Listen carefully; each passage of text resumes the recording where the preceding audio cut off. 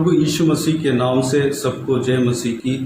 आज का वचन है नीति वचन, उसका 13 अध्याय 24 वचन। जो बेटे पर छड़ी नहीं लगाता वह उसका बैरी है, परंतु जो उससे प्रेम रखता वह यत्न से उसको शिक्षा देता है। मेरे प्रियो, परमेश्वर का वचन हमें अपने बच्चों को किस तरह शिक्षा देना है, किस मार्ग पर चलना है, कैसे उन्हें पालना है, पोसना है, ये सारे ज्ञान हमें देता है। हमारे लिए जो बच्चे परमेश्वर ने दिया है वह परमेश्वर की ओर से एक गिफ्ट हमें दिया है, एक आशीष हमें दिया है। एक भली बात हमारा जीवन में हुआ है कि परमेश्वर हमारे लिए जो बच्चा दिया है, हमें एक जिम्मेदारी निभाने के लिए भी हमें दिया है। उस आशीष को हमें सही तरीके से यूटिलाइज करना है, सही तरीके से हमें उस आशीष को इस्तेमाल करना है और अपनाना है। हमारे हाथ में जो बच्चे हैं, परमेश्वर के हाथों से, स्वर्ग से हमें मिला हुआ भली बात है, आशीष है। हमारे बच्चों को किस तरह हमें पालना चाहिए, किस तरह हमें बढ़ाना चाहिए, हमें चलाना चाहिए। परमेश्वर का वचन के द्वारा हमें बहुत सारे शिक्षाएं बच्चे को पालने के विषय में हमें मिलती है, लेकिन आज हम नीति वचन उसका 13 अध्याय 24 वचन में जो लिखा हुआ हो उसी बात को हम देखने वाले हैं।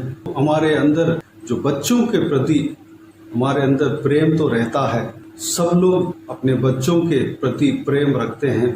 अगर प्रेम रखते हैं तो यह शिक्षा को मानना अवश्य है।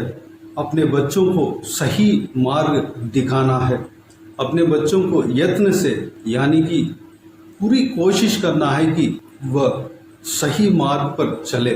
सही मार्ग को हमें दिखाना है। सही मार्ग क्या होता है? परमेश्वर के वचन में जो मार्ग बताया है, परमेश्वर का वचन ने जो मार्ग सिखाया है, हमको सिखाया है, वही सही मार्ग है, वही सत्य की मार्ग है, वही पवित्र मार्ग है। परमेश्वर का जो वचन जो बताती है उस मार्ग को हमें सबसे पहले सीखना है। जो परमेश्वर का वचन हमको करने के लिए कहता है उस काम को हमें करना है। अगर परमेश्वर के वचन हमें प्रार्थना करने के लिए कहता है तो हमें प्रार्थना करना है। वचन मनन करने के लिए, पढ़ने के लिए कहता है तो हमें पढ़ना है। प्रभु का आराधना करने के लिए कहता है तो प्रभु का आराधना करना है। कलीसिया में जाने के लिए कहता है तो परमेश्वर का कलीसिया में जाना है। हम हमारे बच्चों का उदाहरण बनना है। हमारे बच्चे हमसे सीखते हैं। दूसरी बात, बच्चों को जिस तरह परमेश्वर हमें चलाता है, हमें सिखाता है, हमें बच्चों को भी सिखलाए देना है। उनको भी प्रार्थना करने के लिए कहना है, उनको भी मार्ग को बताना है, क्या करना है, क्या नहीं करना है। वचन, परमेश्वर के वचन के अनुसार उनको शिक्षा देना है। परमेश्वर का वचन को, का ज्ञान को हमें उन्हें खिलाना है, उनके अंदर भरना है। परमेश्वर का वचन के अनुसार किस तरह चलना है उन्हें बताना है। सुबह कैसे प्रार्थना करना है, कैसे सुबह उठना है और कैसे परमेश्वर को ढूंढना है, कैसे परमेश्वर के का आराधना करना है, ये सब बताना है, उनको सिखाना है और उनको परमेश्वर का मार्ग को बताना है, परमेश्वर के बारे में बताना है और जो आत्मिक जीवन के विषय में हमें बताना है। बचपन से ही उनको, जो छोटे उम्र से ही उनको यह सिखलाए देते रहना है। कलीसिया में जाना सिखाना है और वहाँ पर बैठना सिखाना है। अगर वह शरारती करते हैं तो हमें उनको बताकर कैसे भी उनको मनाना है। परमेश्वर के मार्ग में चलने के लिए उनको सिखाना है, कैसे भी मनाना है। परमेश्वर का वचन उनके ऊपर छड़ी लगाने के लिए भी अनुमति देता है। छड़ी भी लगा सकता है। परमेश्वर का वचन कहता है कि जो बेटे पर छड़ी नहीं चलाता वह उसका बैरी है।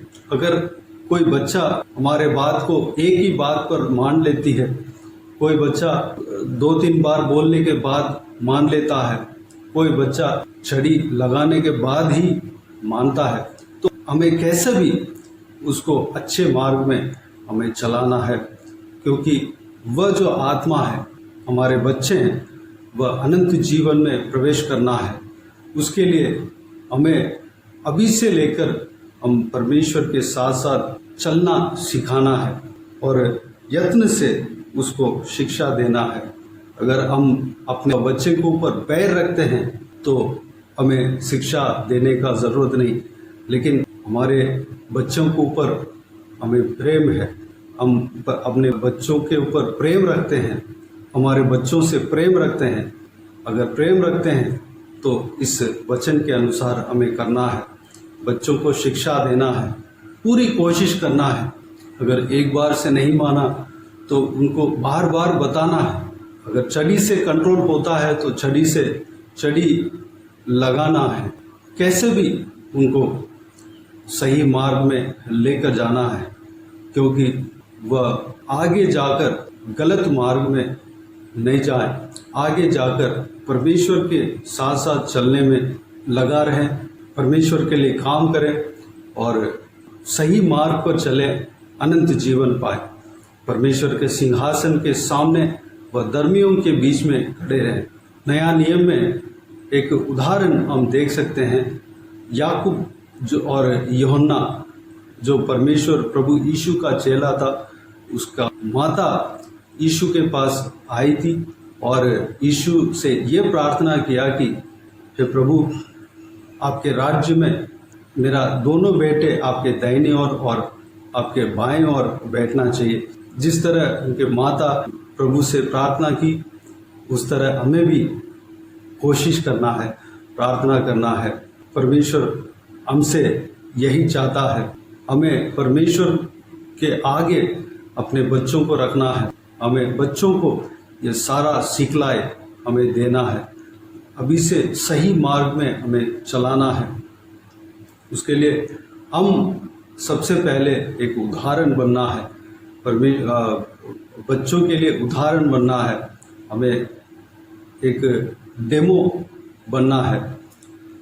हम सबसे पहले उठकर प्रार्थना करना है और जो परमेश्वर के वचन के अनुसार हमें चलना है। अगर बच्चा गलत कर रहा है, बच्चा गलत मार्ग में जा रहा है, उसको हम नहीं समझाते हैं या छड़ी नहीं लगाते हैं या कैसे भी करके उनको सही मार्ग में नहीं लाते हैं, तो हमें यह ध्यान में रखना है कि बच्चों के ऊपर हम बैर रखते हैं।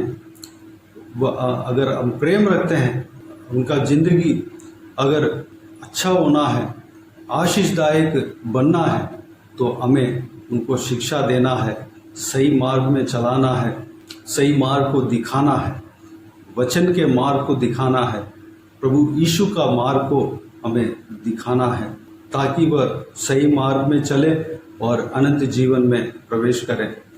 तो आइए मेरे प्रियो, इस बात के लिए हम अपने आप को परमेश्वर के हाथों में समर्पित करते हैं। इस वचन के अनुसार हम अपने बच्चों को सही सिखलाए देने में अपने आप को परमेश्वर के हाथों में सौंपें। जिस तरह सुलेमान ने अपने जो इजरायली लोगों को सही मार्ग में चलाने के लिए परमेश्वर से ज्ञान बुद्धि मांगा और प्राप्त भी किया, हम भी अपना परिवार को, अपने बच्चों को सही मार्ग में चलाने के लिए ज्ञान बुद्धि मांगे और परमेश्वर हमें बहुतायत से ज्ञान बुद्धि देगा, आशीष बरकत देगा। हम अपने आप को परमेश्वर के हाथों में समर्पित करें। आइए हम प्रार्थना में जाएं। स्वर्ग पिता दयालु परमेश्वर, आपको धन्यवाद देता हूँ आज का इस बहुमूल्य वचन के लिए, आपको धन्यवाद देता हूँ परमेश्वर। बीते हुए दिनों में हमें संभाला, बचाया, सुरक्षित रखा, आपको धन्यवाद देता हूँ। आज का इस बहुमूल्य वचन में हमने जो कुछ भी सीखा है परमेश्वर, उसको हम कार्य में लाने के लिए अनुग्रह देना पिता। याकूब और यूहन्ना की माता आपसे ये प्रार्थना की है कि अपने दोनों बच्चे आपके राज्य में एक दाहिने और एक बाएं और बैठे पिताजी। वह एक अच्छा प्रार्थना लगा परमेश्वर, अपने बच्चों को आपके साथ रखने का चाहत, आपके साथ भेजने का चाहत और आपके साथ रहने का चाहत उस माता के अंदर था। परमेश्वर को चाहत हमारे अंदर देना पिता, हमारे अंदर होने पाए परमेश्वर।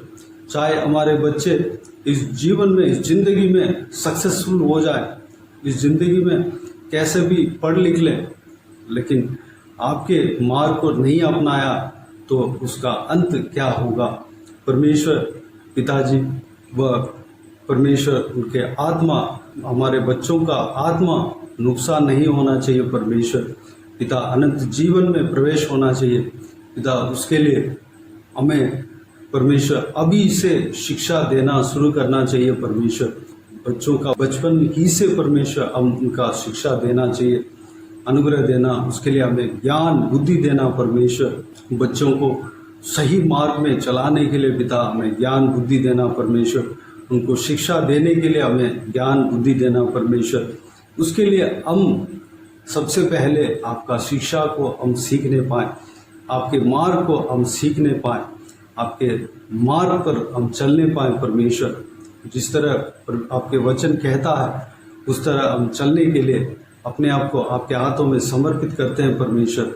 हमारे बच्चों को भी सिखाने पाएँ, हमारे बच्चों को भी चलाने पाएँ, हमारे बच्चों को भी परमेश्वर हालेलुया कैसे भी यत्न करके, प्रयत्न करके, पूरी कोशिश करके परमेश्वर सही मार्ग में, सत्य की मार्ग में, सत्य के जो पवित्र मार्ग में हम उनको चलाना चाहिए पिता।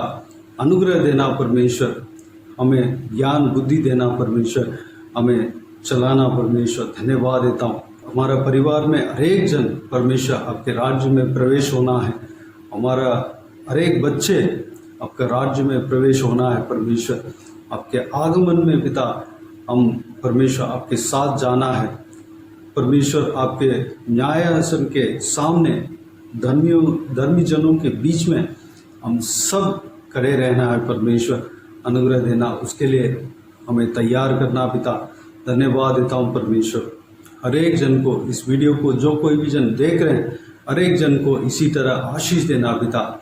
हालेलुया। सब लोग अपने अपने बच्चों को सही सिखलाए देने पाएँ, सही शिक्षा देने पाएँ परमेश्वर। आपके वचन को बताने पाएँ परमेश्वर, बच्चों के माइंड में भरने पाए। अनुग्रह देना पिता। हालेलुया। सही मार्ग में चलाने पाए। अनुग्रह देना पिता। बाकी सारे बातों का आपके हाथों में सौंपते हैं पिता। हर एक जन को आशीष देना पिता। किसी को भी कोई भी कमी घटी हो, सारा कमी घटी को दूर करना, परेशानियों को दूर करना, दुख तकलीफ को दूर करना परमेश्वर। आशीष भरकर देना पिता। अनुग्रह देना। जो कोई भी जन बीमार हो उन्हें छू कर चंगा करना, प्रभु यीशु मसीह के नाम से चंगा होने पाए परमेश्वर। हालेलुया। आज के दिन में जो कोई भी जन जो कुछ भी काम करने जा रहे हैं उस सारे काम में सफलता देना पिता। धन्यवाद देता हूँ। सबके संग रहना, सुरक्षित रखना, चलाना। हालेलुया। जो कोई भी जन दुर्बल है, जिनका शरीर में दुर्बलता है, सबको छूना परमेश्वर। प्रभु यीशु मसीह के नाम से चंगा होने पाए पिता। शरीर में ताकत बल देना परमेश्वर, स्टैमिना देना। सारे बातों को आपके हाथों में सौंपते, सारा जलाल आदर महिमा आपको मिलती रहे। सारा दुआ प्रार्थना को प्रभु यीशु मसीह के नाम से मांगते हैं, सुन और ग्रहण कर।